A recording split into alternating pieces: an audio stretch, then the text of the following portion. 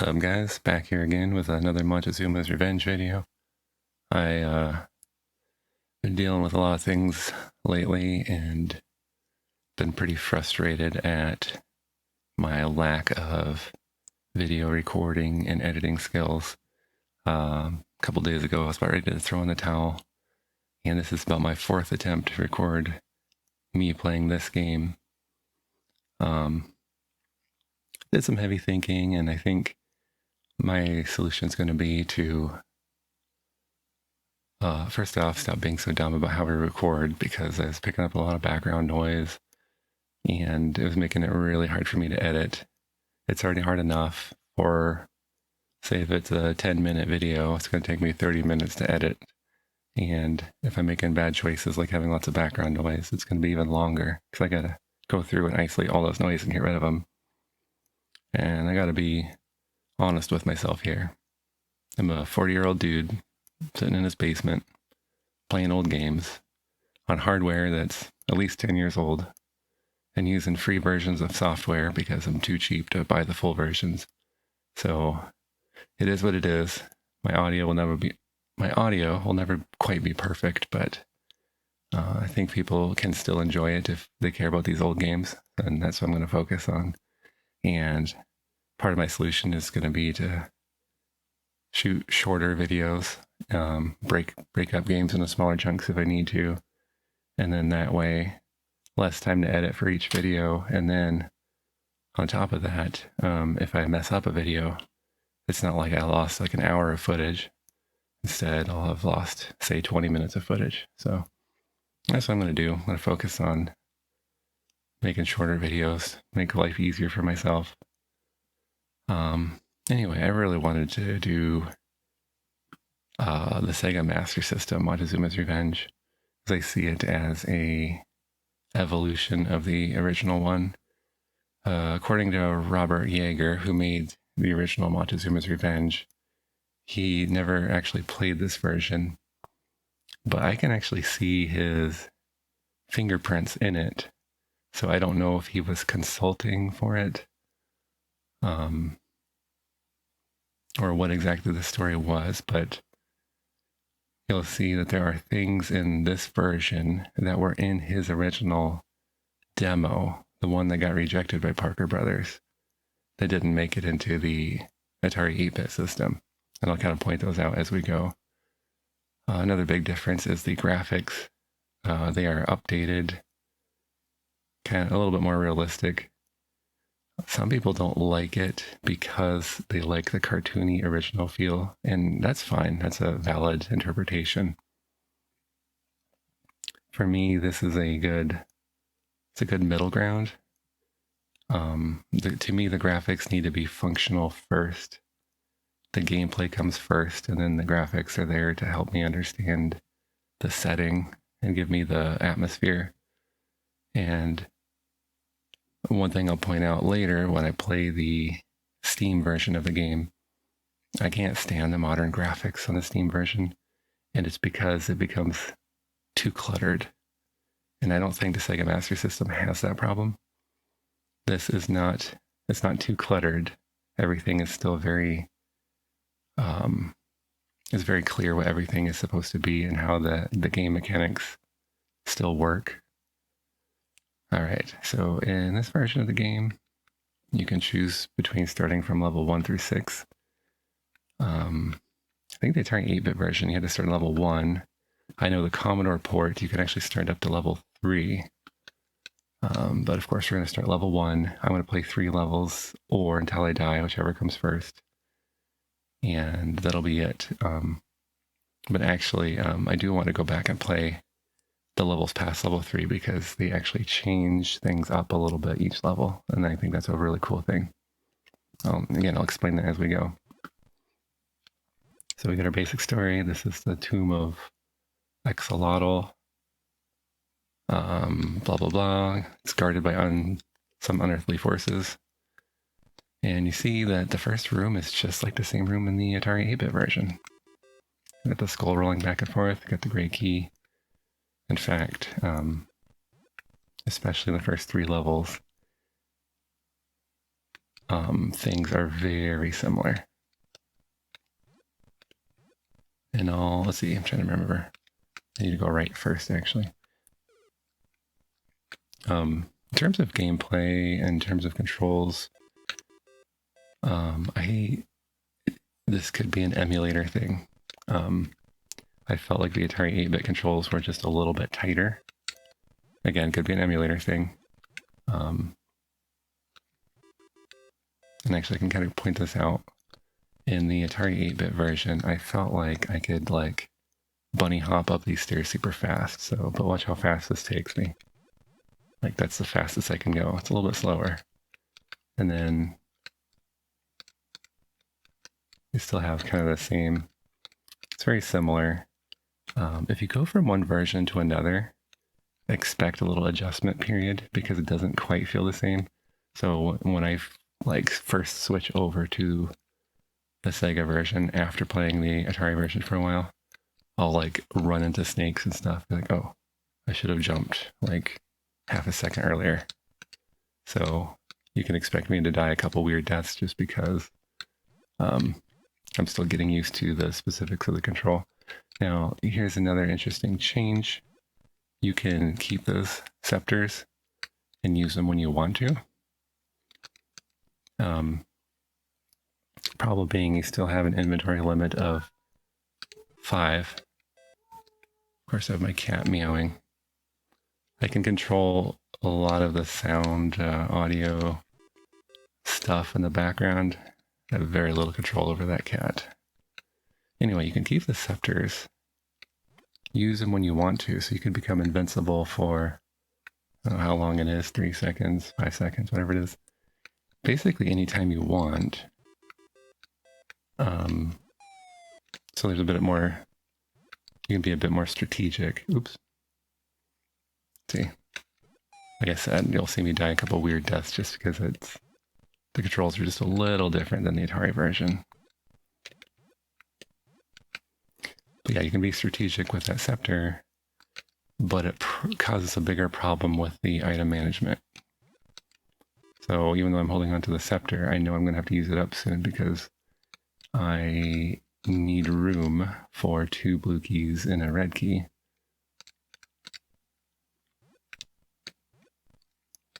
All right. So actually, this is a pretty decent time for me to use it. And then we still have the problem that you can't pick up treasure when your inventory is full. So we'll go ahead and kill this skull. So it's kind of interesting because it's like, okay, there might be times you want to keep that scepter for later, but actually just eats up your inventory. And especially after you get the torch, you effectively go from 5 inventory spaces down to 4. So all right. This is kind of weird. Actually threw a blanket over the top of my hands playing on the gamepad because my gamepad was so loud the last couple of videos, especially a platformer. So hopefully that dampens the sound of my gamepad a little. I hear my cat walking up to me, so he's going to meow at me, I just know it. I don't know why I'm skipping those gems. They're not that hard to get. Cost-benefit analysis. Okay. Just plop down there. Now, level 1 of this game does not have a time limit. So you can kind of mess around. I'm taking a little bit longer to explain things because this is the perfect level to do it. Starting level 2, things are going to change and you'll see me, well, when I remember to, I'll start moving faster.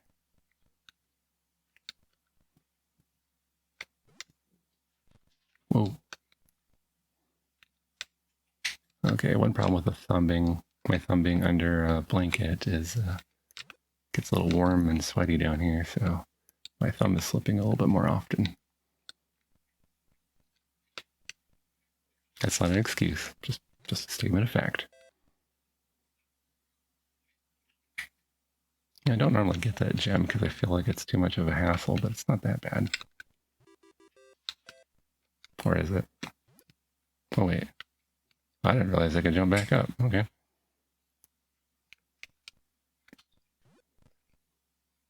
Okay. So just like the Atari version, I need this red key to go over here. All right. And I need to go get...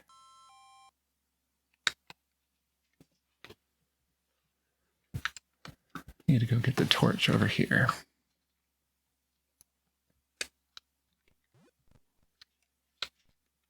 All right. Part of this game is leaving the room to reset everything. Okay, so there's that scepter. I can use it when I want to.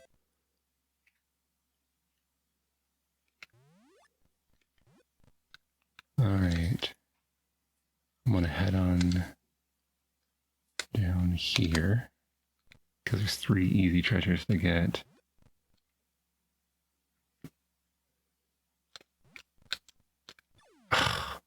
Dang it.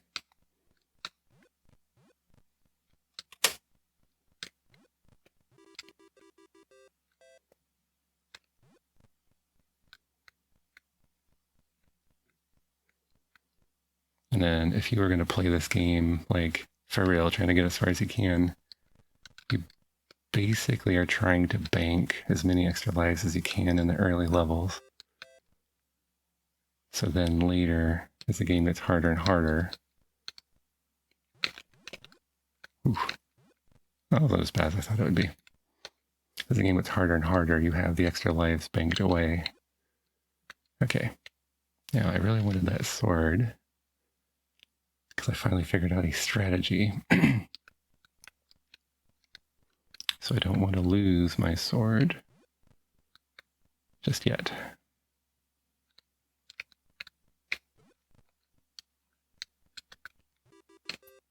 All right. There. Kill that skull, pick up 3 more swords.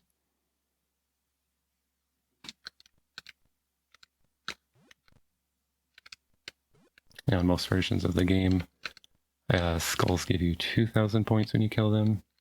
Spiders give you 3,000 points. So they are worth it.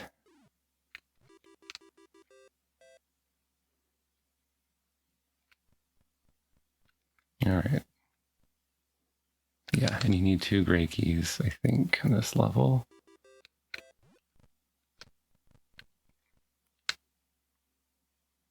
I don't usually come down this way. I think this will work, though. Because I usually just come down over here. And then... I'm trying to remember, am I on the bottom floor yet? I think I am.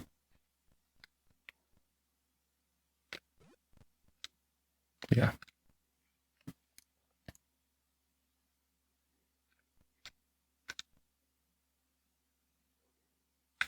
So effectively, level 2 has a time limit for each room. So me being slow and methodical like that doesn't work anymore. Ooh, I should have used that sword before I came here. There's times where you're like, okay, just gonna take it easy, and then like, oh crud, I forgot I have a time limit. Alright, and then the treasure room here is a little bit different. First off, if you overjump, you can hit the fire and die. So don't do that. Second, this is the treasure room, and you can absolutely die in it. Because those spikes come down and kill you, so gotta move fast.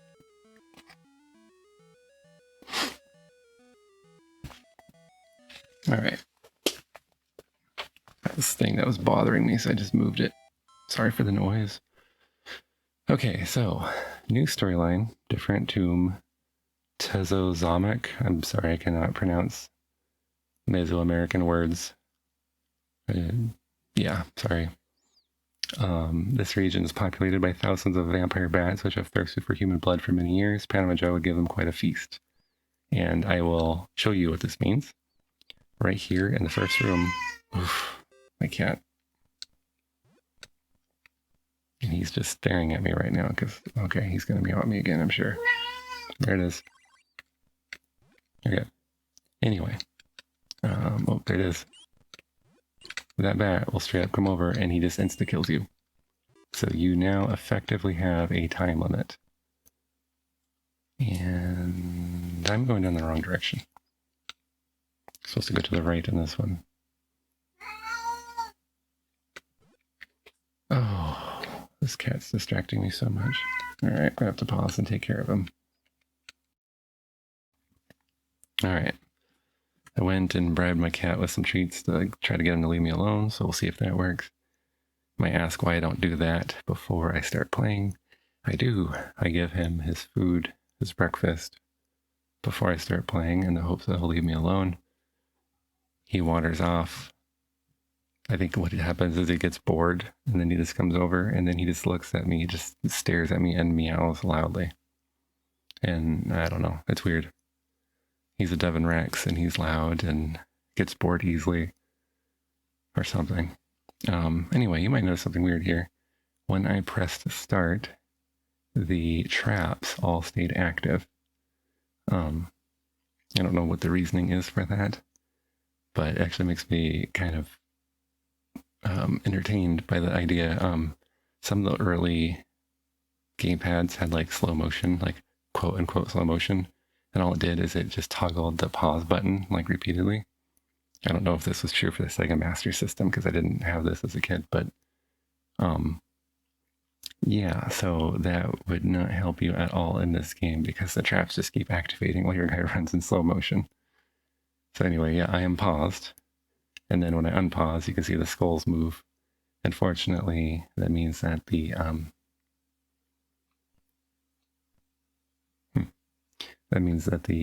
vampire bat timer resets as well. Oh, I have a ton of extra lives, I didn't realize. Okay. Curious about that. Oh, yeah, that's right. I'm supposed to be going down the right side. But I need a gray key before I can do that.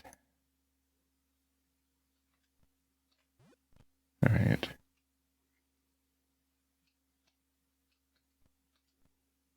And I can't... Okay, that's specifically to block me from getting down there safely. All right. So anyway, I wasn't supposed to get down the left side, but I got distracted by my cat, so...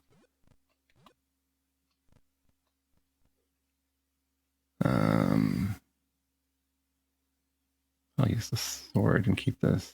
Oh, geez. That's what I was talking about. Sometimes I forget I have a timer. And once the bat gets to you, you're dead no matter what. So you have to get used to that. There's no more taking your time and thinking things through in the room. Swords don't help. Scepters don't help. The bat is there to kill you. Okay. So I have to do all this just to get that gray key because I went left instead of right. And that was my fault because I got distracted. Oh no. Anyway, that's why I have the scepter. Because it's going to be the only way I can get past the skull at the bottom of the slide.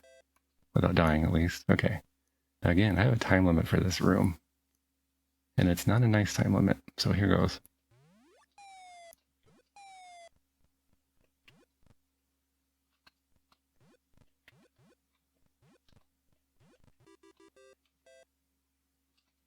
Alright, so you saw I went basically as fast as humanly possible.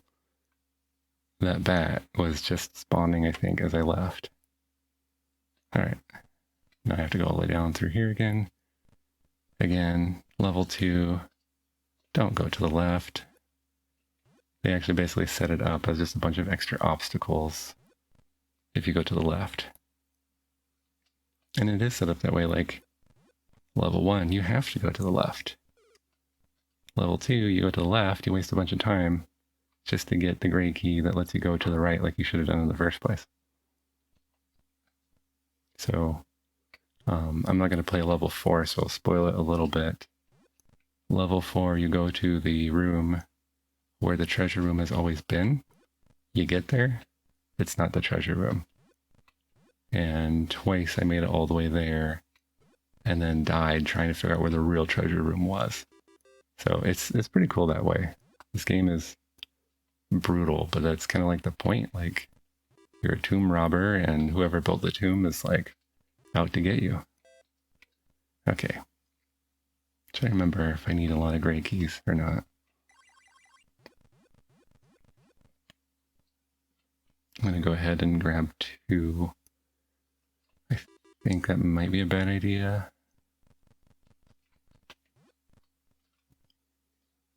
This is also an example of a game whose difficulty is a little bit trivialized by save state. I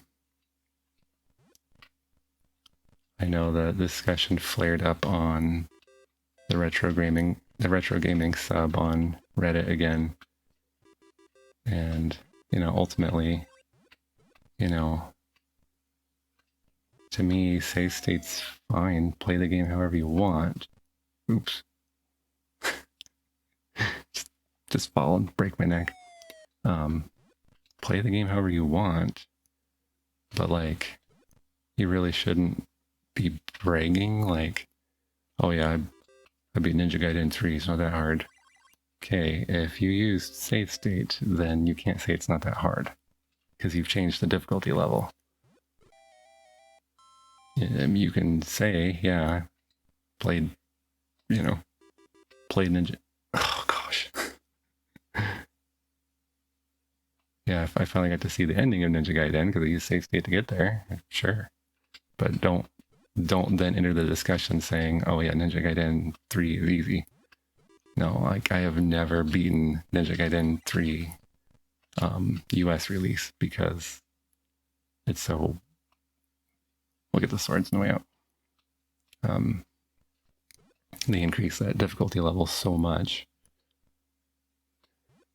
And my understanding of it, and occasionally my understanding is flawed because people repeat things as if it's true, and it's not always true, but my understanding is basically to kind of combat the rental market in the United States.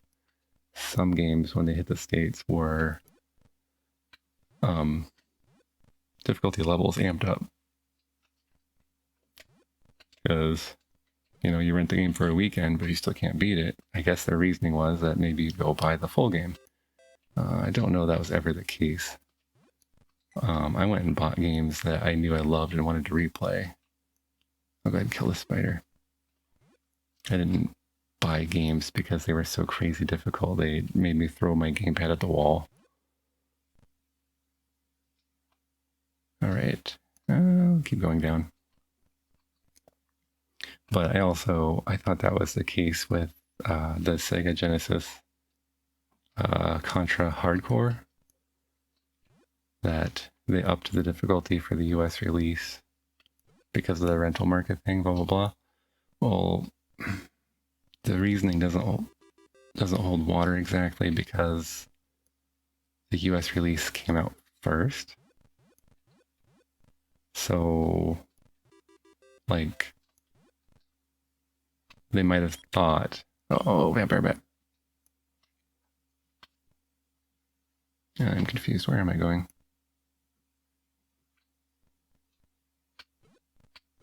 I should know these levels by now. I've played them so many times. Yeah, I shouldn't have gotten a second gray key because there's one right here. I don't have room to hold the other keys now.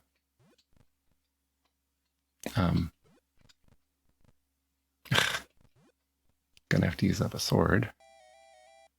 And then I gotta open up this red door, and then I need to go find another red key, I think. Yeah. See, I only needed one gray key in this level, I think. Anyway, Contra Hardcore. The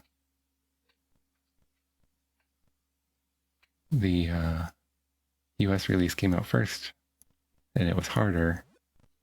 And then the Japanese release came out, and I don't know about the extra lives or not, but they actually gave you, like, you could take more than one hit.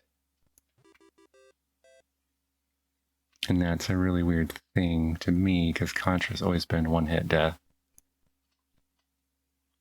So it's possible they released the game to the US first. Players in the US were like, this game is crazy hard. And it is. It is crazy hard. I'm pretty sure I have beaten Contra Hardcore, but in my younger, more hardcore days where I could actually spend that time,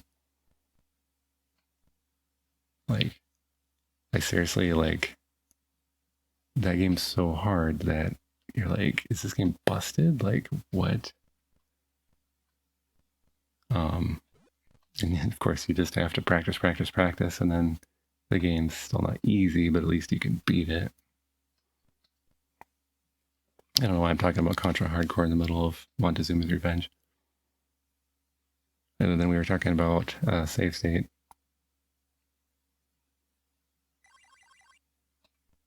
And I think I was thinking about that because I had to use save state to figure out how to beat level 4 in this.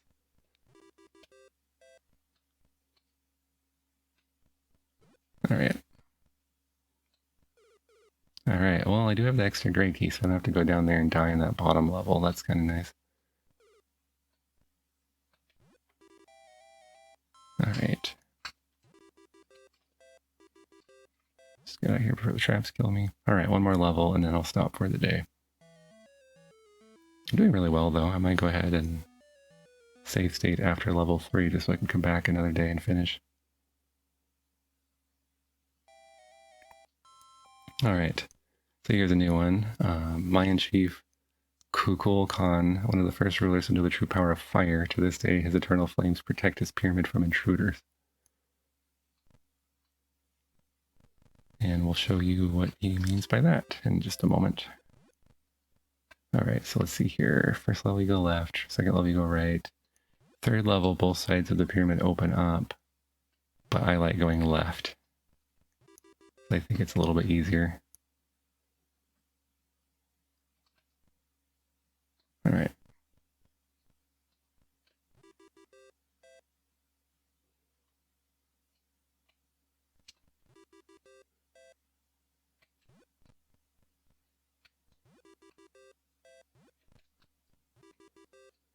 Alright, yeah. Okay, so I'll explain this real quick, then I'll reset the vampire bat timer. That rope there is now on fire.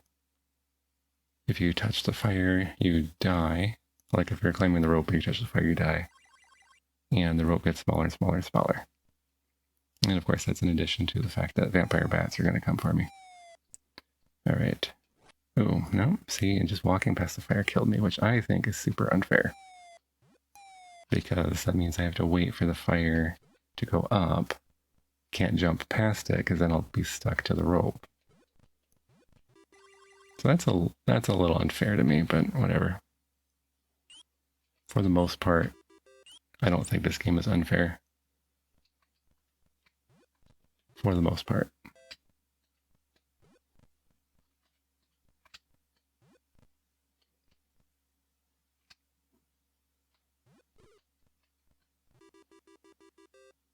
I'm actually just going to go ahead and kill that skull. And then I'm going to reset the vampire bat timer. Yeah. Ugh, I'm going to die in the stupid skull anyway. Okay.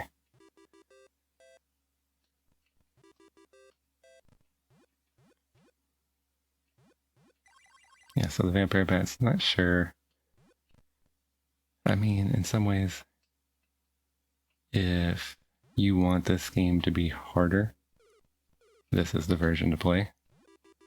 Because every level adds some new mechanic. So, right here, although the problem with the vampire bats is they can be cheesed a little bit because the timer is like per room. So I can just like leave and then move over here.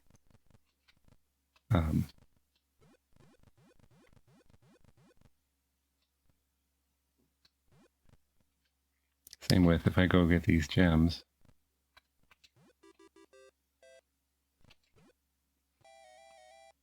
Which I will. Oop, jump. Jump. So you get these gems. I'm just going to leave the room to reset the timer. So in some ways, it's like, well, now I'm just kind of cheesing my way through the vampire bats situation.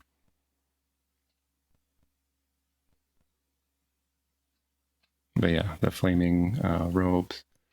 Oh, and I forgot to mention the flaming ropes and the vampire bats, I believe, were in the demo version of the game, the prototype that Robert Yaeger tried to pitch to Parker Brothers. So to me, somebody was familiar with those ideas. Oh, dang it. All right. Jumping in the dark. It's all good. So somebody had to be familiar with his original ideas to include them in this game. And then I haven't gotten very far in the Steam version to see if he tried to bring them back or... I know he was involved in the newer releases, which is cool. If I haven't said it before, I'll say it now. I think it's really cool that you can give the guy who developed the original game money now by buying it on Steam. Now, that doesn't mean he kept up with all the coding that's happened since the 80s. Sounds like maybe he went into developing software for like the financial sector or something. If I understood that right, I could be wrong. So he stayed in coding, but not... Oops. Just fall in the fire. I guess that speeds things up. So he sounds like he maybe still does code, but not for... Oh my goodness. Not for gaming.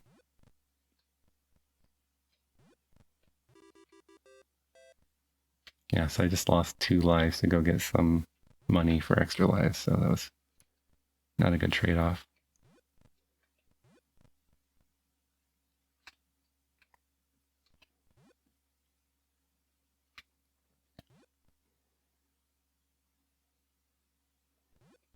But yeah, he is definitely part of the projects, the newer projects.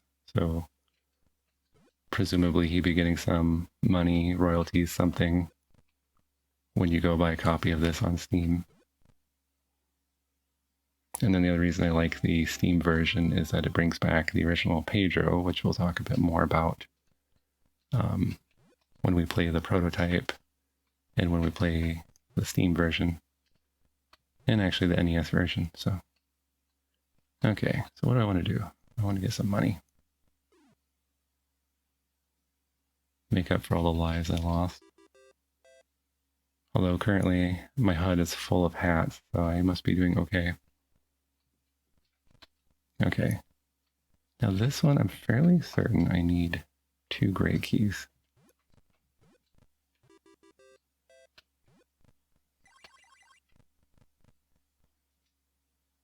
The question is, why do I think that? Is that true?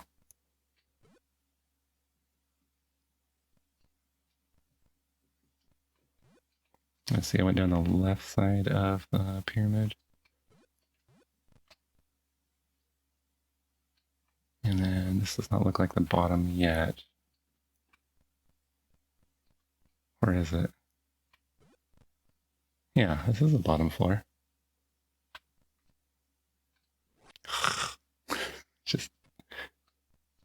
just a little bit. Oh, what?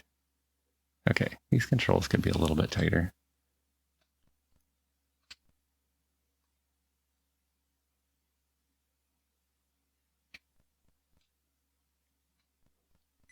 So I definitely do play worse when I'm talking. So sometimes when I shut up, it's because I'm focused. And sometimes it's because I just can't think of anything to say. Now this one's a real big problem.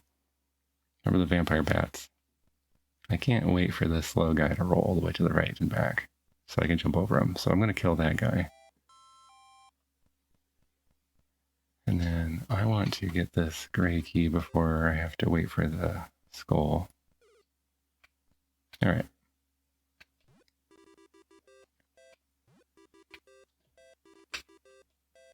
All right, I'm out of here. Forget it.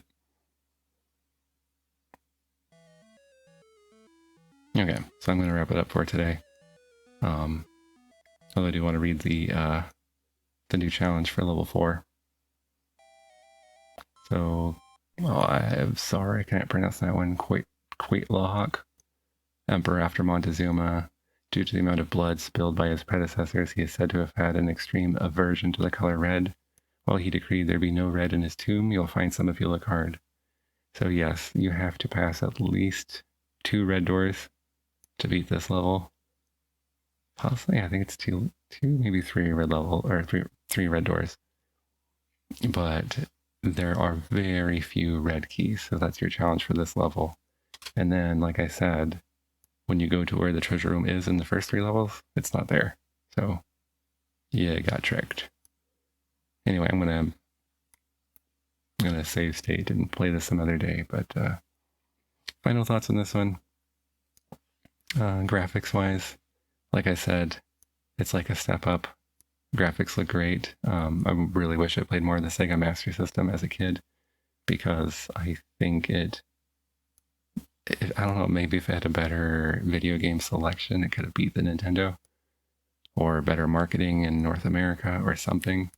Because I shouldn't say every, but most of the time when I go like a Sega Master System games, they are just flat out better graphics than the Nintendo was capable of. The sound is fine. The adding a new challenge every level is pretty darn cool. And I think it explicitly makes it clear that there's like 9 levels to this game for you to explore, so that's cool too. I'm trying to think, I don't think there's really any drawbacks to this version of the game. Just better graphics, more challenge if you're willing to take on a bigger challenge. And I don't know, I'm trying to think of what else. I think the one major drawback is to me, the control doesn't feel quite as tight.